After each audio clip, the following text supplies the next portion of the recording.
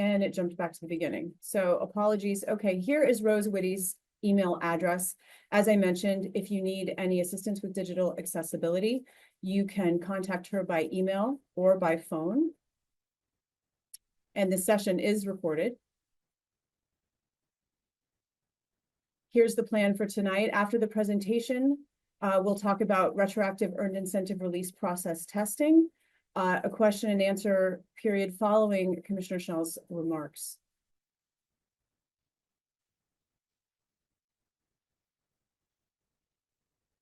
There is, as I said, there's a lot of information in this presentation, so please take a pen and paper to jot down any thoughts or questions. The PowerPoint and the recording will be posted on the DOC's website and Engagement HQ page in the coming days. Further questions and comments can be addressed to the project leads at the email mrra.doc@state.mn.us. Questions can be placed in the chat, and please note that we cannot address questions related to specific individuals. We'll start once again with a quick overview of the Minnesota Rehabilitation and Reinvestment Act. The act was passed by the legislature in 2023 and contains four main components: the Individualized Rehabilitation Plan, Earned Incentive Release, Supervision Abatement, and Justice Reinvestment. Each person will participate in a robust assessment that is used to set concrete, personalized rehabilitation goals. This is called the Individualized Rehabilitation Plan, or the IRP. The incarcerated person will work with a multidisciplinary team, often referred to as the MDT, to set individualized goals that everyone agrees on. Individuals can earn a reduction of their sentence by participating in the rehabilitation prescribed by their Individualized Rehabilitation Plan, or IRP, and by achieving the mutually agreed upon goals. Examples include substance use disorder treatment, cognitive behavioral interventions, education, and sexual offense treatment. By law, the following individuals are not eligible for earned incentive release under the MRRA. They are people serving life sentences, people given indeterminate sentences, and people subject to good time under Section 244.04. There are other few things to take into consideration there. Supervision abatement. Once released, eligible people can earn a shortened period of active community supervision, which is known as supervision abatement, by meeting their established goals and conditions. Examples of these tailored goals include maintaining employment, substance use aftercare programming, mental health follow-up counseling, and achieving other individualized goals. Savings realized through a reduction in the use of imprisonment will be reinvested in the following areas: victim support services, supervision services, crime prevention and intervention initiatives, and community-based correctional programs. At this point, we'll move into how both the development of policy and the development of processes has occurred thus far. The Earned Incentive Release Policy was approved and published in January. This policy can be located on the DOC's public website in the Upcoming Changes section of the policy manual. The Earned Incentive Release Policy is scheduled to go into effect September of 2025. This means that any individual who is currently incarcerated or who comes to prison between now and September will be subject to the retroactive earned incentive release process rather than their earned incentive release policy. This presentation will focus on providing an overview of the retroactive earned incentive release process and the criteria for eligibility. The Earned Compliance Credit and Supervision Abatement Policy may be changed by the legislature and is therefore awaiting approval. Please note that there will not be a retroactive Earned Compliance Credit or Supervision Abatement process. This means that any individual who is currently on supervision or those who are approved for retroactive earned incentive release will be subject to standard supervised release practices and will not be eligible to work toward earning compliance credit or supervision abatement upon release to the community. This timeline illustrates the significant amount of progress that has been made since the passage of MRRA in 2023. While implementation is underway, continued review and updates will be critical as the work moves forward. We'll shift now to the retroactive earned incentive release, or RAEIR, process and eligibility criteria. To be clear, what we mean by or refer to as process testing is the piloting of the process that is currently underway in the Shakopee and Moose Lake facilities. Because earned incentive release represents a significant change, it was important that we begin with a strategic and controlled pilot. This slow approach to implementation will allow us to identify elements of the process which require adjustment before the program is expanded. The pilot testing process was designed using principles of change management, implementation science, and recidivism reduction. As with any big change, starting small creates opportunities for learning and adjustment. Many staff and stakeholders have already provided crucial input and pointed out places where there may be bumps. Experience tells us that there will be much more to learn and that we will likely identify gaps in the process.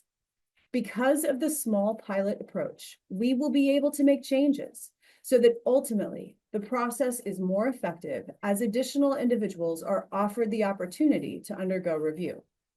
This retroactive earned incentive release process testing is currently taking place at facilities at Moose Lake and Shakopee. The next two slides will outline criteria for eligibility. The first slide will describe the basic criteria for those who are seeking retroactive earned incentive release. The second slide will outline the additional criteria that individuals needed to meet in order to participate in the process testing that is currently taking place in Shakopee and Moose Lake. The more stringent process testing criteria was necessary to create a small and manageable list of individuals to undergo review. These criteria will be adjusted and eliminated over time. This slide defines who will not be eligible for retroactive earned incentive release. In an effort to test the retroactive earned incentive release process in a slow and controlled manner, additional eligibility criteria were layered on top of what you see here. This allowed us to narrow down the pool of potentially eligible candidates so that we could focus on understanding and improving the process before expansion. To be eligible to participate in the retroactive earned incentive release process testing, individuals needed to meet the additional criteria outlined on this slide. After the process testing concludes, the interim guidance for retroactive earned incentive release will then be updated to incorporate any necessary changes. Interim guidance will be implemented in phases. We anticipate that phase 1 will also take place at Moose Lake and Shakopee. There are 3 ways that individuals can potentially accumulate earned incentive release credit through retroactive review. First is through recidivism reduction programming completion. Second is through engagement and structured activities. And third is through notable acts. For those interested in learning more, detailed information related to earned incentive release credit is available on the website and in previous town hall recordings. Please note, structured activity credit will be limited to work assignment for the retroactive review process. The retroactive earned incentive release review process will include 2 distinct checks. The first check will begin with the preliminary review, which will ensure that the recidivism reduction programming has been completed, that a fully completed success planner that indicates growth and change has been submitted, that there has been an audit of discipline history, making sure that exclusionary violations are not present, that input from stakeholders, including but not limited to victims, prosecutors, and staff, has been submitted, as well as a comprehensive review of additional data. All of this is designed to ensure that individuals are not only completing programming, but also demonstrating pro-social growth and change through their daily interactions and behavior. The final retroactive earned incentive release review will take place 30 days before the projected MRRA release date. This review will ensure that stakeholder input that was received was fully considered and that all programming and eligibility requirements remain met. Earned incentive release credit will not be officially awarded until the day of release. Earned incentive release credit will be officially awarded on the day of release, and it says that twice. Once awarded, it is non-revocable. Throughout pilot testing and expansion, we will focus on incorporating both feedback and suggested improvements that will ultimately apply to the retroactive process and the full policy. We know that over time, the MRRA policies and processes will continue to evolve and improve based on the crucial feedback offered by all stakeholders. And now a quick look at the next steps to finalize policies and the retroactive review processes, as well as planning for implementation. This slide notes the next steps, including the finalization of policies and retroactive processes. The pilot of retroactive review is underway and will be followed with the time of adjustment and expansion. That concludes the presentation of information. Commissioner Schnell is here to offer some remarks, and then it will be time for your questions. You can ask the questions at any time. Thanks, Shannon. Good evening, everyone.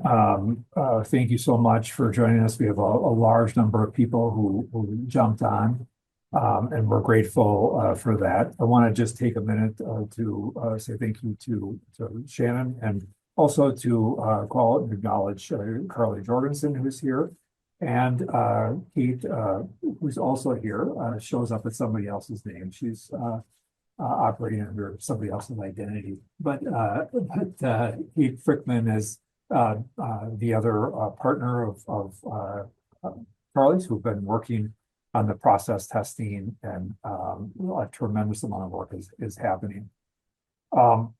Let me just say make a couple of high level comments, and then we will get into the questions. First and foremost, I've certainly heard from a wide variety of people, and one of the concerns I hear frequently is it's taking too long. It's just taking too long, and you need to get people going. And as I've said in these town hall before, that we understand that interest, we understand that desire, but it's also crucial and critical that what we want to build is the implementation of MRRA for the long haul.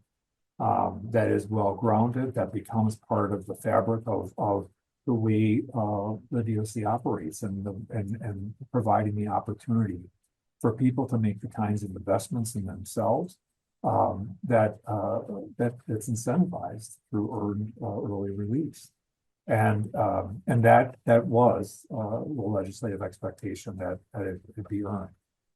As I've said before, we are aware that there are many people who have done a tremendous amount of work during the course of their incarceration, and are worthy of consideration for this, and that will come together. As you heard, we have this small pilot groups, and there's some really, I think, exciting and interesting pieces to this. Not just how do we collect and get the feedback that the statute requires, and how do we look at ensuring all the eligibility criteria is met. Once somebody gets that preliminary approval, making sure that an agent gets assigned, which has its own process. And so there's a lot of pieces that on the outside people may not see. And yet what we're learning a lot from both the staff who are doing this work, but we're also learning a lot from the group of incarcerated folks who are in the pilot. And one of the things that to me has been really interesting, and I don't need to get too weedy here, but one of the things that people complete is what we're calling a success plan. And just the amount of work that people invested in these success planners has itself been, I think, really inspiring in many instances to see the kind of care and effort that people put into describing the changes that they've made. And so we're learning a lot from them. That pilot group is not just the lucky ones to get picked first. They are helping us learn, and they are setting a course for how this will go forward. And I think that's important for people to be aware of. This isn't just about the DOC learning. It isn't just about what the staff say. It is about the experience and how people who are going through it feel like they're an active part and piece of it. And that's was critical from the beginning. So I just want you to be aware that we do have this work going on, that once we get through this, there will most definitely be tweaks, I'm sure, to process things that already I can say that Kate and Karley are hearing from people, and then we will look at expansion. And as was mentioned, you would see that expansion really kind of be in the next phase around starting at Shakopee, because again, we're trying to build some capacity there, and have the staff there feel like that they're able to implement and learn from that phase. And then those staff we hope will help us as we do implementation and start implementation at other facilities across the system. And so we're trying to really utilize the learning that this pilot, that this process testing allows at every level for the incarcerated folks that are going through it, the staff, and expansion as we go forward. So I want you to be aware of that background. And with that, I think we'll just get right into it. And as we get into this, if there are places where Kate and Karley who are really working day to day on the pilot with the case managers and others in the facilities and so forth, we'll turn it over to them. But with that, I'll open it up for questions and turn to you, Shannon, to start us off. The chat is now open. It was disabled temporarily, so please know that you can now submit your questions in the chat, and I see that they are coming in. The first question that I have is from someone who's wondering if anything regarding those in ICWC will be explained. Those men have exhibited the ability to be in community, but are not offered any incentive to enable even a chance at early work release. So this person is wondering if it's on anyone's radar. So yes, it is. And so people in minimum, which is really what we're talking about here, is those people in minimum placement. That is a custody status, and they will be included in this as we go forward. So just the fact that somebody's in minimum and working in an ICWC crew will not exclude them from participation as we expand MRRA throughout the DOC. This person wonders if applications will still be given in June for other prisons and processed in July. So basically, I think it's a timeline question in terms of how things will roll out. And I think, what I don't want to do is get too tied to a date. I mean, I know that people want to get this, see this go. At the same time, we anticipate application might be a strong word because it's really not an application process as such. They will identify, we will open up eligibility as we go forward. Folks will complete, be invited in to do success planners and so forth. And so really the broader implementation will be really based on the work that comes out of this process testing. And I mean, we're hoping that we can, we will do expansion in particular, we think fairly quickly, probably at Shakopee and we're further expansion, but we want to make sure we're maximizing our learning out of this initial process testing. So this person wonders, when will the pilot be done? And when will currently incarcerated individuals be through the process of retroactive review? So this initial pilot, when is this expected to be done? How long is this pilot?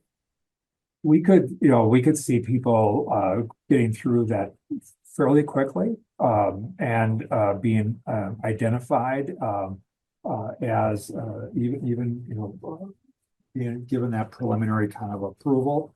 But I think one of the things that happens once that happens, we have to do agent assignment, and this is the way it is. Even if you're in a facility today, about 120 days, about 4 months prior to release, a request for an agent assignment gets sent out to the county commitment, and that process occurs. What really would be happening here is that we would be looking at about a 60-day process for that agent assignment and a transitional MDT or a process where the agent, the case manager, and minimally the incarcerated person who's transitioned would connect on a call like this, which we think is important, that there's a warm handoff between what the person accomplished while they were in and the work that they maybe continue to do while they're out. Steps is the DOC taking to ensure notification from and input from victims is incorporated in the process? So our victim services has been active and outreach. This is another area of testing, all right? Because this is all new, not something that has been a big part of the history in terms of having lots of victim engagement. And we think this is really an important piece. We have done outreach to victim witness programs at within county attorney's offices to help us in many instances connect. We have also been working really extensively with victim services coalitions and providers across the state who've really provided a lot of input. And we're going to learn a lot from this, and we'll be re-engaging with those advocacy programs and the victim coalitions based on some of the learning and some of the gaps that we have. I will also say that, and I think it's important for people to recognize this as well, that for some victims, this was a massive change in policy. And that massive change in policy is undermining for some of them. They feel as though the rug got pulled out. And so I think it's something that as we do this work, engagement with the victims of crime becomes really an important piece of what we learn and what we do.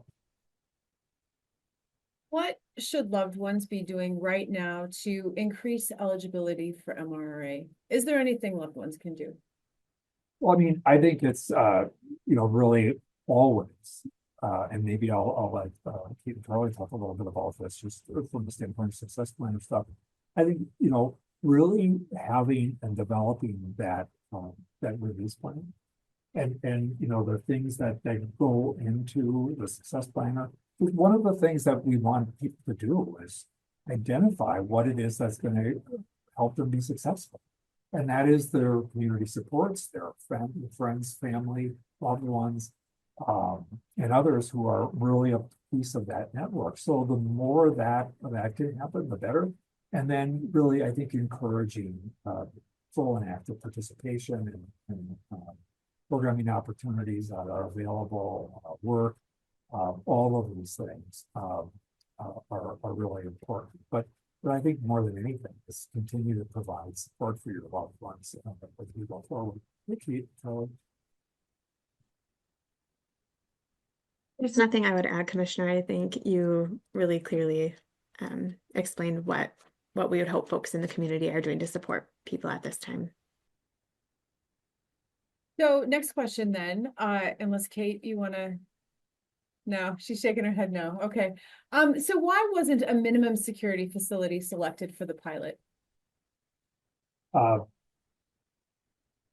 we identified it really based on some of the geography. Some of it was just looking at a we wanted a women's facility. Obviously, we wanted a men's facility.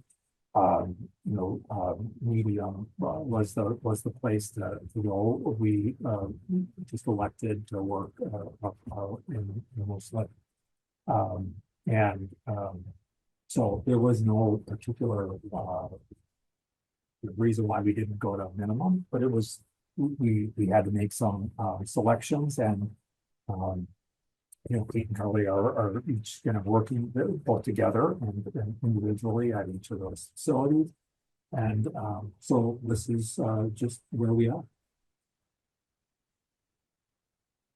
Will, when will all of the currently incarcerated people all be through the process of retroactive review? A great question. I think we don't know. One of the things that the process testing will do, and I think as we look at expansion, really broadening out the people who come through, as we look at that, we really want to be in a place where we develop efficiencies that we learn through the process testing. And the case managers and the staff at the facilities really become much more attuned to all of the elements of MRRA, so that the environment becomes fully supportive of that and encourages that. And that's, I think, where efficiencies will come. We want to do this in a way that's manageable, because just all of a sudden saying everybody can just submit a success planner and we'll get to them as we get to them. That's not going to be helpful. And so we really want to be in a place where it's managed in a thoughtful way. And so I really can't give a Can you let us know how this will affect parole? And that's a hard question, because I'm assuming by parole you're talking about a life sentence parole, but some people conflate supervised release parole. If somebody is subject to a life sentence crime and eligible for parole for the service of limited term minimum, they would not be eligible for MRRA based on the type of sentence they have. When will people with high MinStar scores be assessed?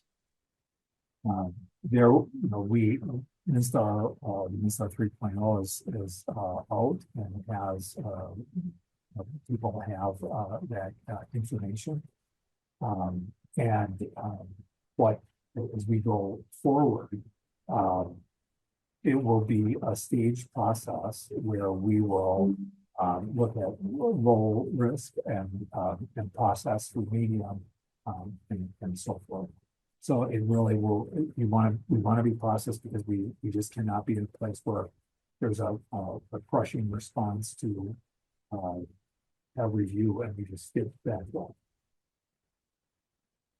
Will people be able to see what individualized reentry plans look like at some point?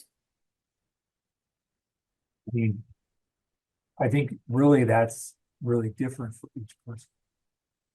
And I think that's the most important thing for people to be aware of, is that release plans really should be based upon the particular needs of the individual going forward. And so that's really, there could be a lot of different elements to that. I don't know, Kate or Karley, if you want to talk about some of the things that you're seeing.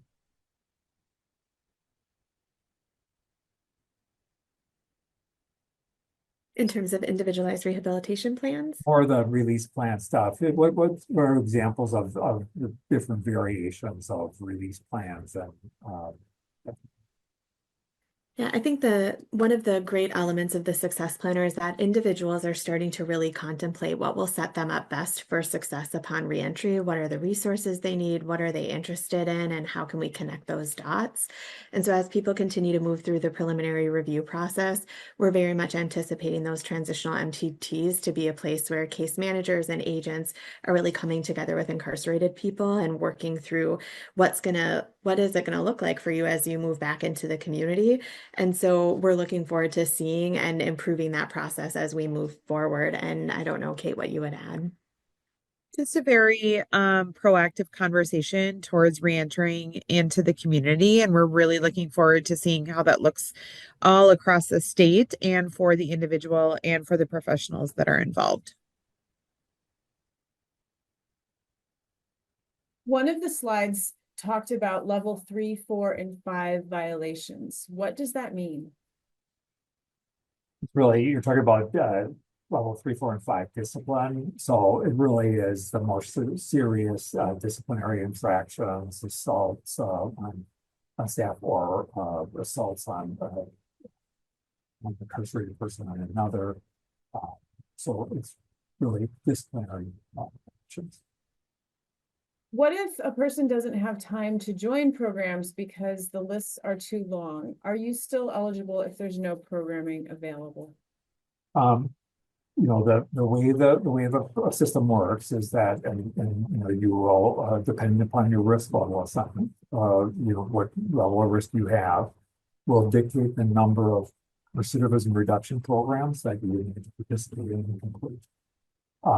And then on top of that, you are involved in these structured activity credits. In the long haul, structured activity credits will include a range of measurable activities. Today, this is one of the limitations of current systems that we have. But we want to be able to any pro-social activities that a person is involved in would be measurable and included as credit for or instead of early release. But there are going to be times. So if somebody comes in and with high risk and has to complete 3 recidivism reduction programs and it's really short, it's not likely to happen. Just to be frank, and I think we just want to be utterly honest about that. These are the things that need to happen in order for people to earn early release, and I want to emphasize the notion of earning, because that was the requirement that was established by the legislature. This person says that they noticed that homicide charges were not eligible, but would people with aiding and abetting homicide charges be eligible? So, so really, it's life sentences that really are excluded from participation, and so aiding and abetting would be would be eligible. I think this is probably a question that just needs clarification. They're asking, when can they expect to see out dates to change after people complete programs? Well, out dates, I mean, if I'm understanding correctly, I think this is where, we will be looking at establishing timelines for people to be reviewed and come forward based upon their out dates, based upon what they've completed. And remember, starting in September, when we're fully kind of invested in a new policy going forward, it really is going to be driven by that, the case plan. Right now, what we're doing is we're going back and retroactively looking at what people did. So that's going to be the big shift here. And so it really is going to be dependent on a variety of factors as we look at this. So I mean, I can't give a hard answer, but I think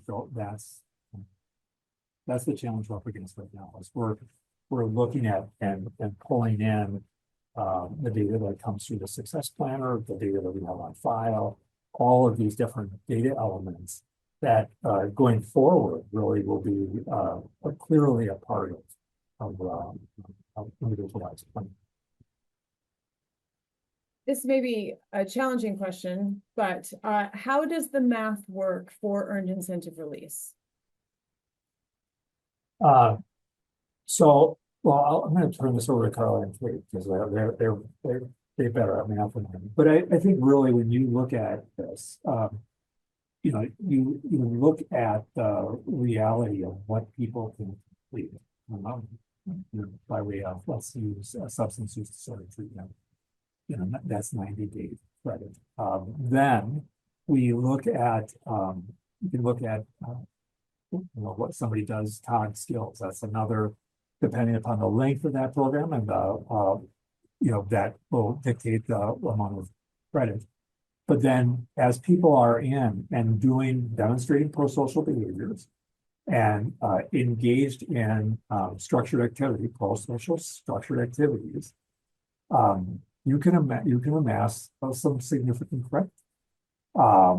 And so I think that's really the key consideration as we go forward is looking at all the math relates of what earned credits there are, along with looking at the 50% mark, which is the earliest that somebody can go out. But you know, we could have people going out at 60%.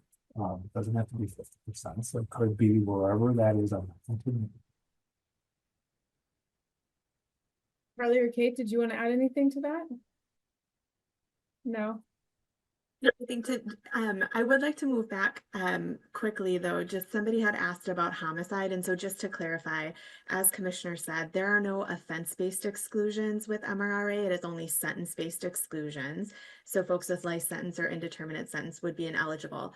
For the purposes of the pilot testing, homicide offenses were excluded just as we're getting pilot testing underway. So that slide that referenced people with a homicide or criminal sexual conduct offense were excluded. That was for the process testing. That will not be true for the full retroactive earned incentive release process as we move forward. This person says that sometimes people come into a facility with a low score, but it gets higher because they're not enrolled in treatment and they don't understand. Can you offer any clarification? Well, one of the things that MnSTAR 3 did, I think, and you know, people are getting their questions answered, but it really made the scoring a lot more clear and allowed put people in a place where they could see not just how they got to that score, but it also provides them the opportunity to be able to see how program completion can actually reduce their score. And so I think that's, you know, that's the reality. I think when you look at scores going up, it's oftentimes either treatment failure, treatment refusal.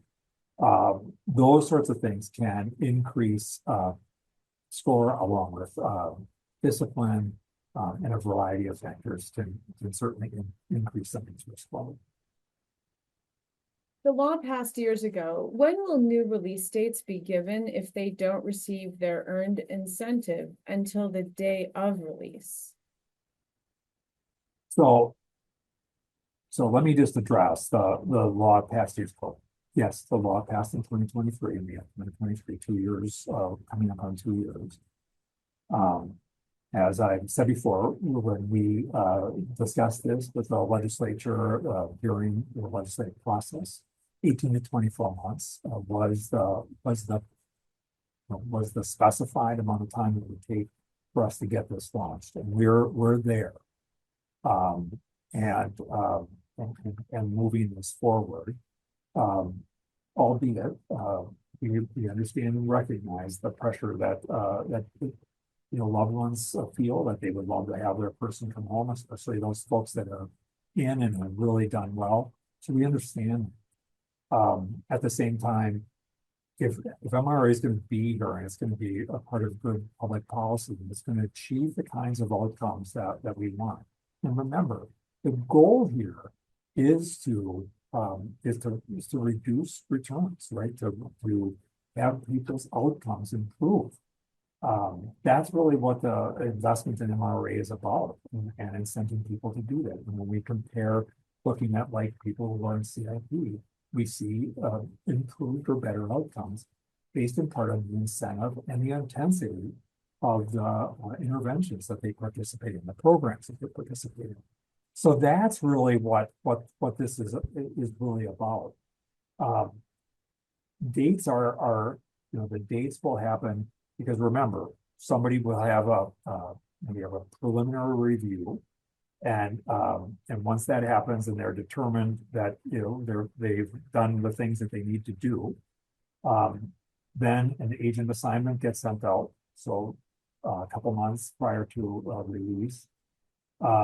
It is during that time that we want people to stay the course, continue to do well, do the things that they're actively engaged in. And then there will be that multidisciplinary connection between the incarcerated person, the case manager, the agent that they're going to have in that warm handoff, so that there is clarity about expectations and all that as they go out. And then they will get that release date, once that release date occurs, that credit is earned and not revocable. So I think it's really dependent upon that review of the work that gets done and all of those factors. And you saw the list of things that we are input that we're gathering, outreach to victims. There's a lot of pieces that have to be done as we do this. So will the people who are involved in the pilot program actually earn a reduction in their sentence? Yes. Yes, they will earn a reduction in their sentence. There's no other way to say it. They will earn a reduction in their sentence. How will review of people for MRRA credit be prioritized? I'm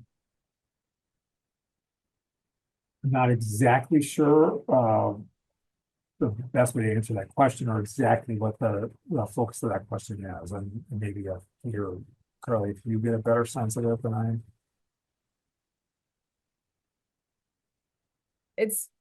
I don't have any context for it. Kate, do you want to take a stab at what you think it might mean? So I don't know if prioritize, I think prioritize might be throwing us all off on that. So there are different parameters. There is obviously people who are eligible to that meet the minimum eligibility criteria for retroactive earned incentive release. And there are additional parameters that we layer in. And those additional parameters we have been allowed to layer in for this process level testing. And so those parameters can change along the way. And so we have some more narrow parameters, and those will change along the way. So that is what we will I don't know if it's prioritization as opposed to just learning the process and making sure that we improve the process so that we can become more efficient and effective in what we are doing. How many times will repeat IPs be eligible for MRRA early release?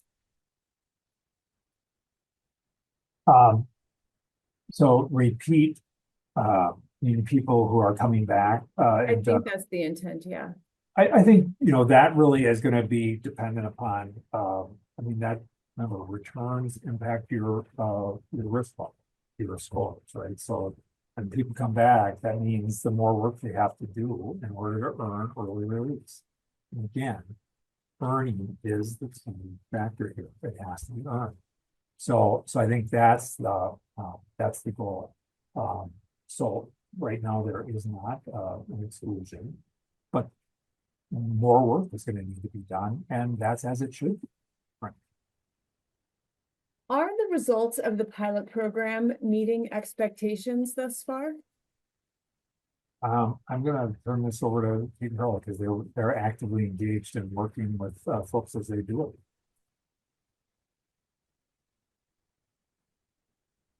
So I think one of the things that we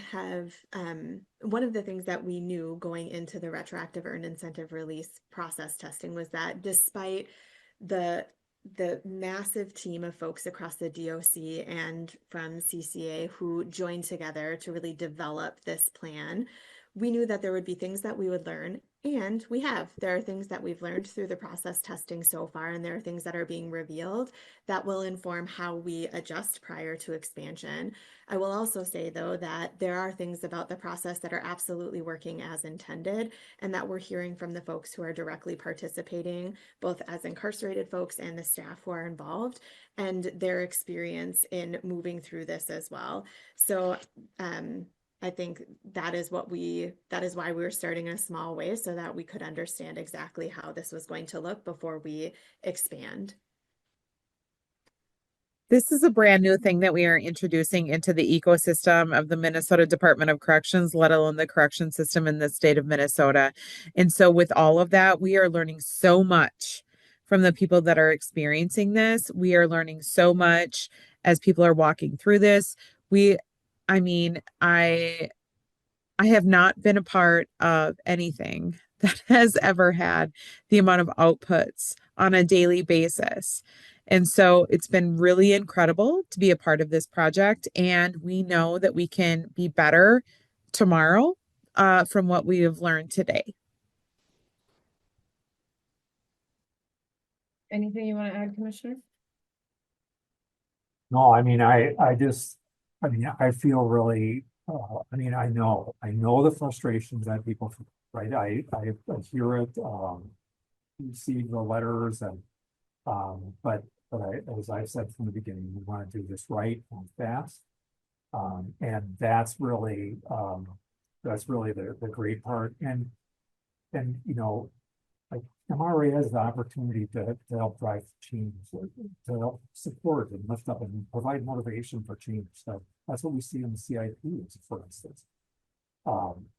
Change in identity, change in the way people see themselves and the way they interact.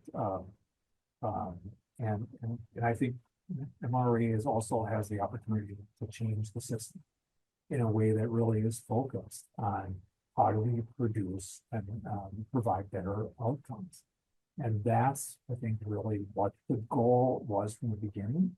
And I know it's not as fast as people would like it to be.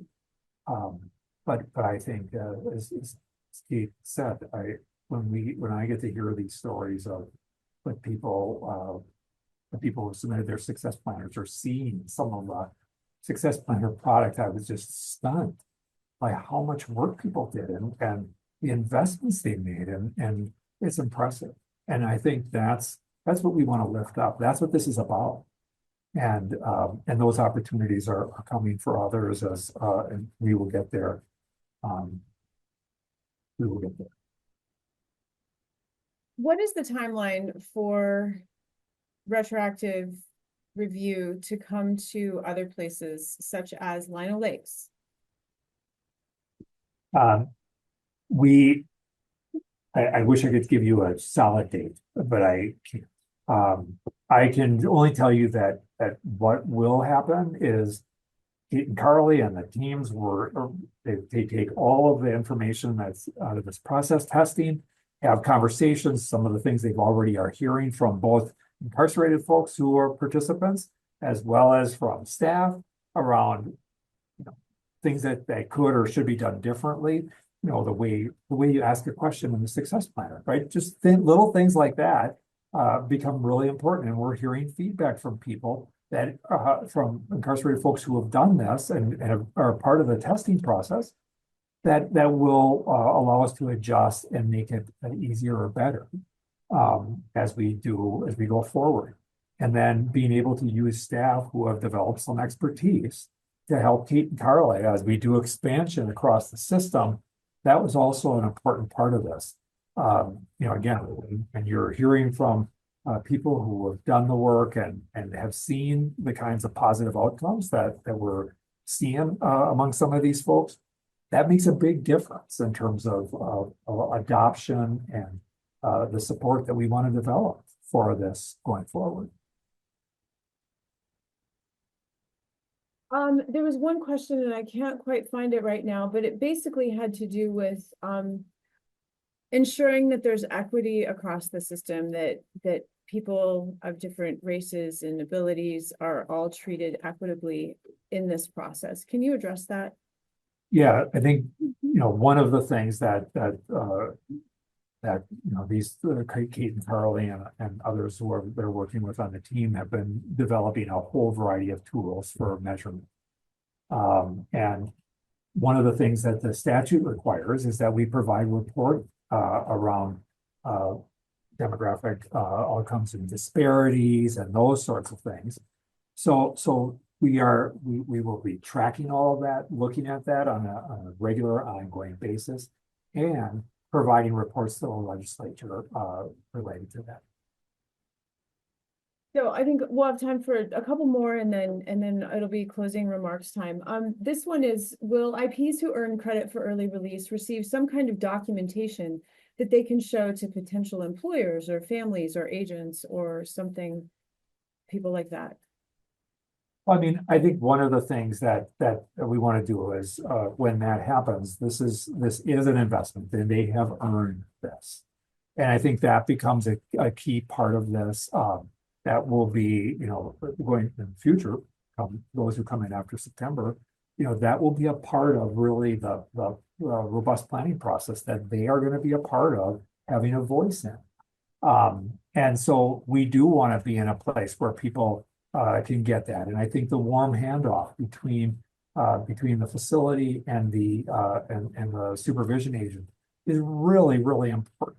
That we are a system, that we work together, that the work that was done on the inside is recognized when they get to the community, and any of the challenges that people are going to face just around transition are also can be supported by that agent. And so it really is about how do we help lift that person up and keep them on the path that got them to the place where they earned an early release.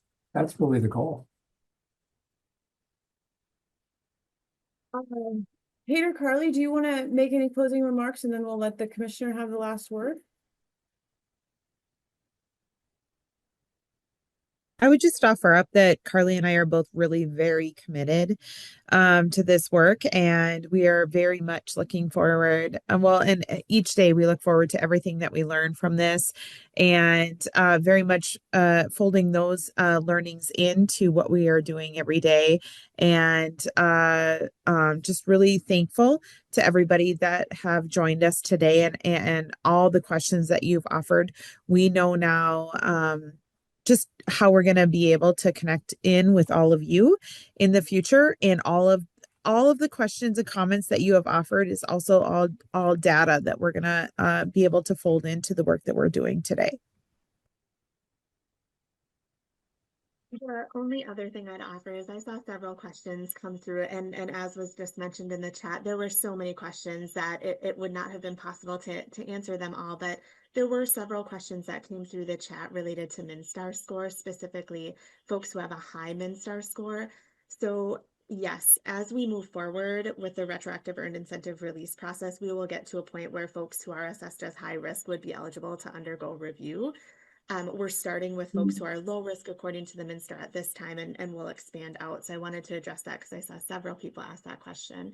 And then I would just echo what Kate said, that we know that people are eager for this to move more quickly, and that it is frustrating the amount of time that it's taking. And this slow process allows us to make really responsible decisions and make sure that we're moving at a pace that can accommodate the significant change that MRRA represents. So thank you as well for all of the questions, for attending, and the MRRA email is in the chat as well. So feel free to reach out with additional questions. I would just say that, I can't thank you enough for joining. First and foremost, number one. Number two is that, we will go through questions and try and look for some themes, and to the extent that we can try and address some of those through an FAQ or whatever, we will try to do that and make clarity, because I think some of the questions I could see going through really were, questions that there are some themes that we can really help try to address and make sure people are aware. of exactly what we're talking about and what, you know, the distinction and differences between retroactive review versus what what will happen under the policy going forward. And recognizing that this is a big and massive lift.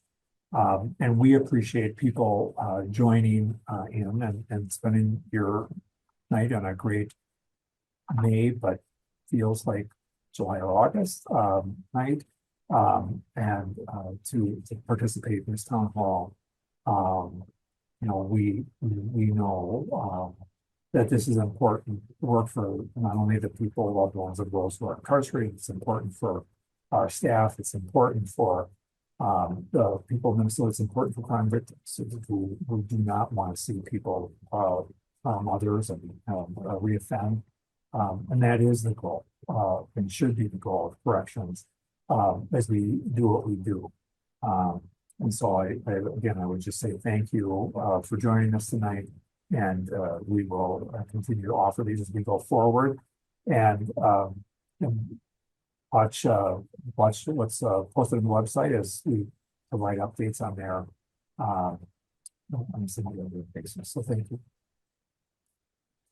Thank you, Commissioner. Thank you, Kate. Thank you, Karley.